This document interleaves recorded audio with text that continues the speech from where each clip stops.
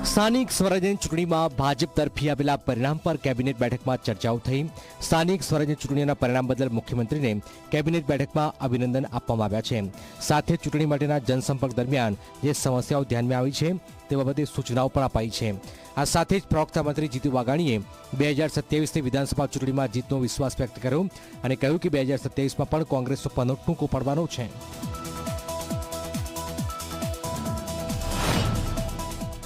પણ મારે વિપક્ષને કહેવું છે 27માં પણ ભારતીય જનતા પાર્ટી જીતવા માટેનો પાયો એ રાજ્યની જનતાએ પુનરાવર્તન કરીને નાખી દીધો છે। 27માં પણ ભારતીય જનતા પાર્ટી જીતવાની છે। હું બંને પક્ષોને કહું છું 27 પછી પાછું ટૂંકો પન્નો પડ્યો એવું ન કહેતા। તમામ તાકાતો લગાડ્યા પછી અમે મજબૂત વિકલ્પ તરીકે ઊભા થયા। આવી વાત તમારે લોકોને પહેલા કરવી જોઈતી।